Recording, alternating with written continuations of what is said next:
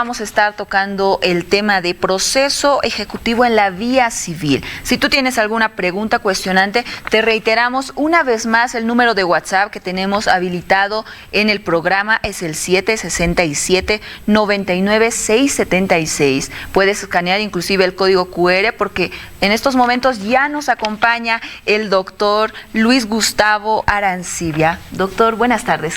Muy buenas tardes y bueno, ahorita presto ya para informar a toda nuestra población sobre estos procesos. Y vamos a empezar con lo más básico para que nuestra audiencia pueda entender y comprender qué es un proceso ejecutivo en la vía civil, doctor. Bueno, un proceso ejecutivo es dentro de los procesos en vía monitoria, pero en sí, para ser más claros, el proceso de un cobro de una deuda en sí. Cobro de una deuda. Y en esto nos basamos en que si tenemos un documento, un pagaré, o también una letra de cambio o un documento privado, podemos acudir a esta vía para que el juez inmediatamente mediante estos procesos emita una sentencia inicial, la cual si en 10 días no tiene excepciones se va a ejecutoriar y vamos a proceder a un embargo o a una retención y congelamiento de cuentas. Entonces, ¿cuándo se iniciaría? O sea, ¿cuándo una persona puede iniciar este proceso? Primero tenemos que tener un documento, digamos un caso, ¿no? Un documento de privado de deuda en la cual que tengan reconocimiento de firma. Si en caso solamente tenemos un documento privado o una letra de cambio o un pagaré, directamente primero vamos a solicitar el reconocimiento de firmas y posterior ya iniciamos este proceso el cual inmediatamente va a proceder a ya directamente emitir el juez la intimación mediante una sentencia inicial y posterior ejecución. ¿Podemos reiterar, doctor, qué documentos necesita una persona para iniciar todo esto? Reiterando en los documentos, tendríamos que tener el documento, que sería el documento privado de préstamo de dinero con reconocimiento de firmas y rúbricas, como también tendríamos que tener, si no tendríamos este documento, podemos tener lo que es un pagaré, una letra de cambio o un documento privado, los cuales vamos a hacer primero el reconocimiento de firmas y rúbricas para iniciar este proceso, el cual directamente reiterando, ¿no? Se va a producir una sentencia inicial y luego la ejecución. Pero también dentro de estos procesos de estructura monetaria tenemos otros tipos de procesos también. ¿Cuáles serían esos otros tipos de procesos? Primero tendríamos un proceso que se llamaría la entrega de bienes que tenemos de herencia, que es, si nos vamos a referir a este tipo de procesos, son los procesos en los cuales uno hereda, pero tiene varios, digamos, hermanastros, que no le quieren entregar, digamos, su cuota parte en una casa, digamos. Ya. Entonces vamos a acudir a esta vía monitoria en la cual solicitaremos la entrega de bienes de herencia, como también tendríamos el cese de copropiedad, que es cuando nosotros somos dentro de un folio real, o sea, copropietarios, digamos, con nuestros hermanos o con otra persona, digamos, pero que compartimos ese folio real, digamos, y somos ambos dueños de una propiedad, podemos solicitar ese cese de copropiedad. ¿Para qué? Para que de una vez nuestra parte de propiedad sea independiente, tenga un folio real, o si no se proceda al remate de este bien. Muy bien. Ahora, ¿qué pasa cuando una persona recibe una demanda ejecutoria? ¿Qué derechos ahí tiene, doctor? Bueno, cuando tenemos una demanda ejecutiva, más que todo conocidos por estos préstamos de dinero, solamente tenemos 10 días para responder esta demanda y a la misma vez tendríamos solamente en la respuesta interponer una excepción por conciliación, esto en caso de que con la persona hablemos antes y firmamos un acuerdo para presentar al juez y el juez ya homologue este acuerdo. 2, que indiquemos esta excepción por falsedad, indicando que este documento no es idóneo y que no es tu firma. Y 3, por el tema de prescripción o de la deuda. Esto si uno no reclama esa deuda en los 5 años, tenemos que tener ojo, ¿no? A quien tiene una deuda con una persona, si no lo reclama en unos 5 años también puede generar lo que es una prescripción de esta deuda. Entonces también sugerencia a estas personas que tienen que cobrarles vía ejecutiva, no lo dejen ahí como un papel, sino tenemos que reclamarlo por la vía judicial. Y en el caso hipotético que el demandado no cumpla con lo que establece el juez, ¿qué es lo que ocurre con esta persona? Bueno, las consecuencias de la vía ejecutiva son, uno, que se nos van a congelar y se nos van a retener las cuentas que tengamos en el banco. Dos, si tenemos propiedad de su auto, se van a embargar y posteriormente rematar.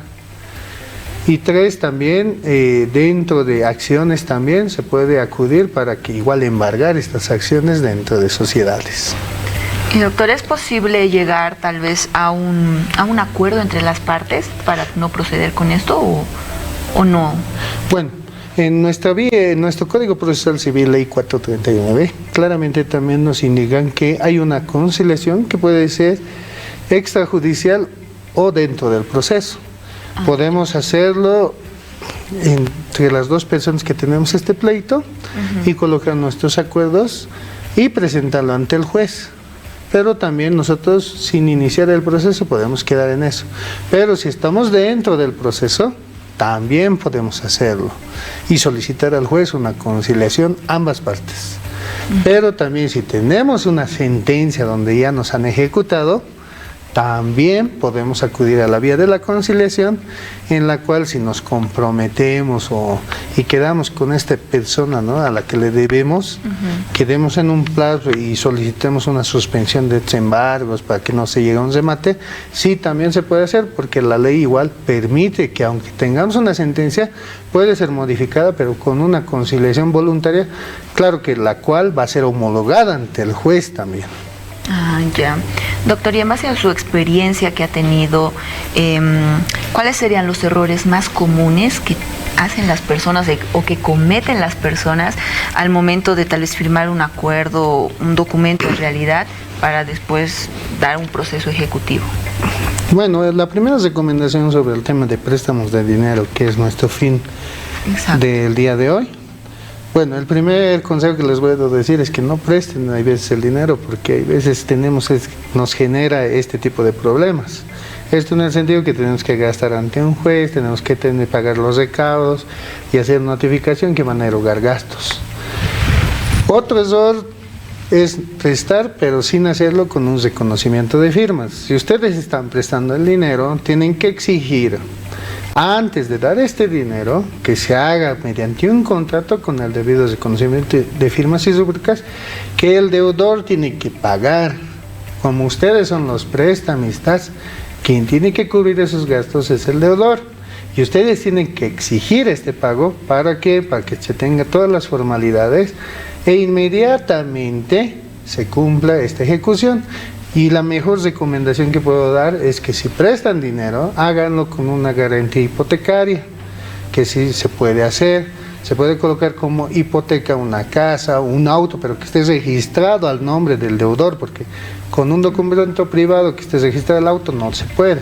Tiene que estar el RUAT al nombre, o bien el bien inmueble a nombre del deudor, el cual indique que se está colocando la hipoteca judicial. Con eso sí se va a realizar y se va a tener todas las garantías de que les van a devolver este dinero, o por lo menos, si es que no les devuelvan, van a ejecutar este bien inmueble, el cual garantizará esta devolución del dinero. Aparte de esa recomendación que nos dio a un principio de no prestar, ¿qué otras recomendaciones, ya para concluir, doctor, nos podría dar a la población, a nuestros internautas que están viendo el programa y para evitar conflictos más que todo, ¿no? Bueno, siempre tener en cuenta que todo préstamo, todo compromiso que tengan ustedes tiene que estar documentado. Esto en el sentido que si ustedes prestan y no tienen ningún respaldo de este préstamo se estaría desconociendo en base a la ley, porque no existiría ningún documento de respaldo. Sin embargo, claramente que no, ya ahora las vías de WhatsApp y todo también existían respaldo, pero no se va a poder ejecutar vía civil, que va a ser más difícil por la vía penal. Pero sin embargo, tenemos que tener esos respaldos, y ustedes como acreedores, o sea, como prestamistas, tienen que exigir al que le están prestando una garantía, y que esto se haga mediante un abogado con reconocimiento de firmas y rúbricas. Doctora Arancibia, tal vez algún número de referencia para que usted pueda seguir asesorando a las personas. Tal vez si tienen algún problema en específico puedan escribirlo también. Claro, me pueden ubicar y cualquier consulta realizar al 730-11841 y contamos con oficinas en el edificio Renacimiento, piso 1, oficina 110 de la zona central en la calle Socabaya. Muchísimas gracias por ilustrarnos en esta tarde, doctor. Lo esperamos en otra oportunidad. Muchas gracias y un abrazo a toda nuestra querida población.